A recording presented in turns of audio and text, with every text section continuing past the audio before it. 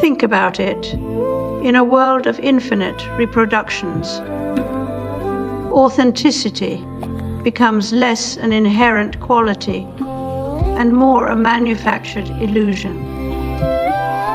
What was once bound to tradition, the weight of history, the aura of the original, now depends on scarcity as a commodity.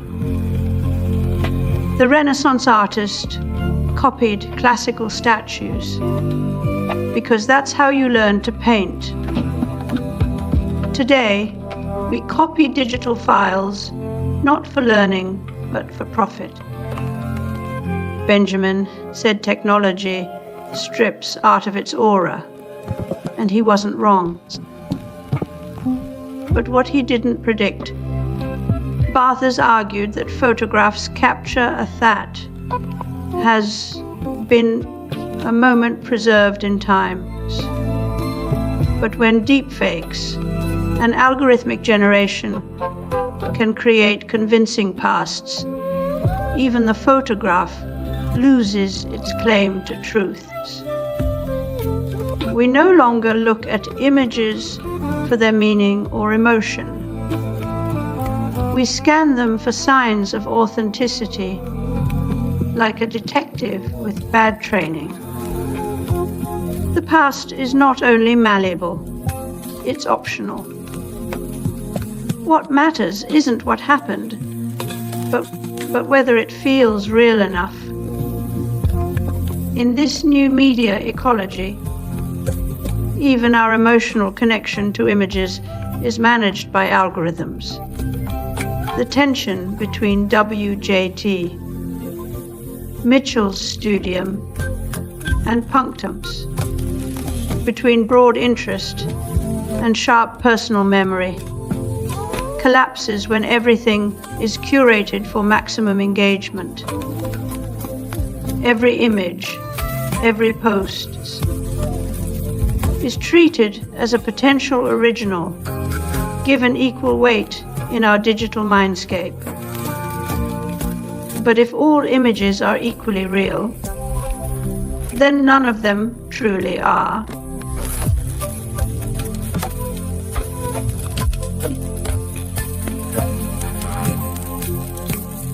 The earliest computers were not machines in the modern sense, but mechanical ingenuity.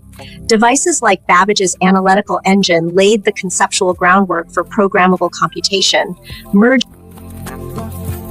In a world where authenticity is no longer an accident of creation, but a programmed feature, we see brands weaponizing imperfection like it's some kind of artisanal code base. Instagram filters don't preserve films. They commodify its defects as a brandable trait of sincerity. It's not about honoring analogs.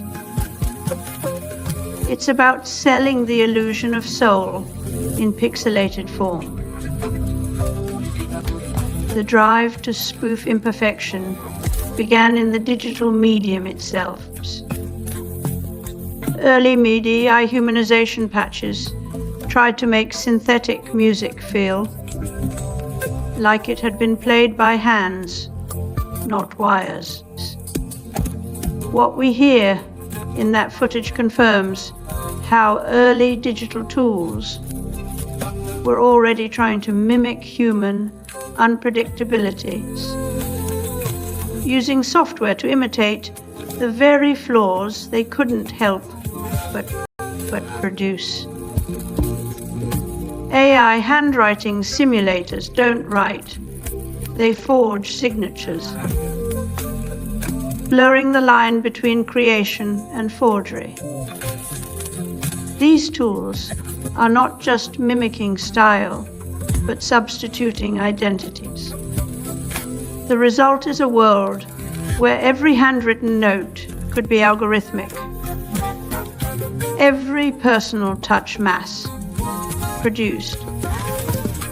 Authenticity becomes both performance and product.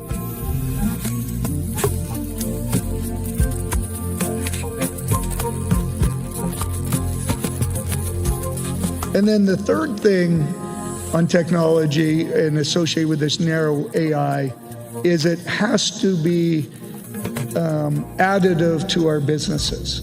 We're not going to do AI for the sake of AI.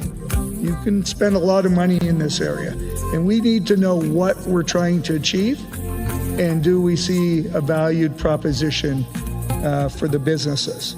So that's what we call narrow AI. And if you see how it's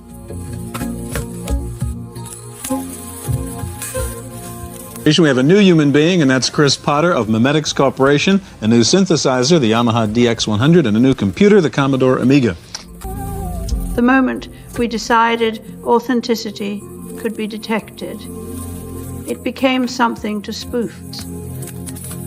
Deepfake detectors now scan faces and voices with AI that mimics human perception, only for new fakes to learn from those same systems.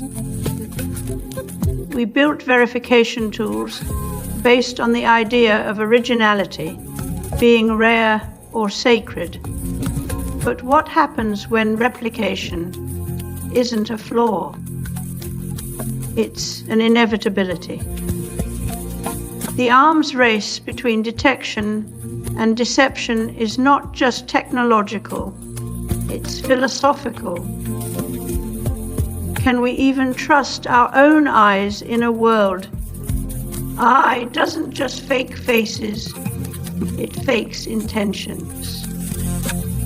A statement can be generated with no origin, no author, only a functionally infinite number of possible sources. This erodes the very premise of authorship as we understood it. If you can't trace back where an idea came from, how do you evaluate its truth?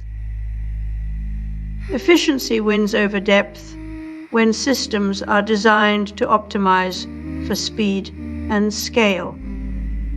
Original thought becomes messy noise in datasets that reward clean outputs.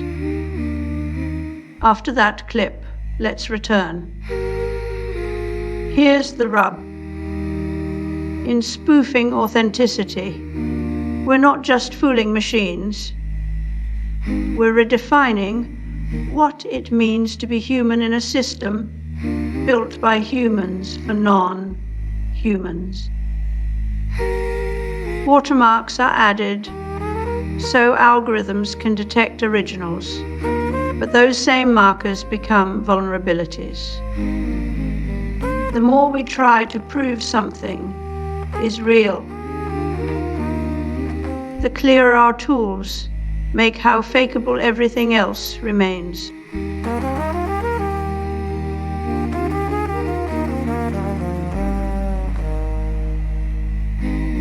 So it really doesn't depersonalize music, I think, but rather maybe humanizes computers, I guess I would. What does it mean to trust something when its past is written after the fact? In algorithmic culture, authenticity becomes performance, not essence. We curate our identities from a menu of suggestions, choosing who we are as much as how we look. Experience no longer defines us. Context is optional. Every action is staged for visibility. Every choice is optimized for approval.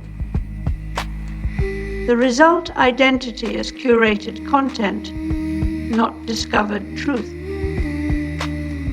Barther's Mad Photography. that which confronts us with the brutal truth of that is now a lie that no one can prove false. In an age where deep fakes are indistinguishable from reality, what remains of trust? When every artifact is a copy or simulation, we lose not just authenticity, but accountability. If there's no original to anchor meaning, then truth becomes a game of consensus, and consensus is easily bought.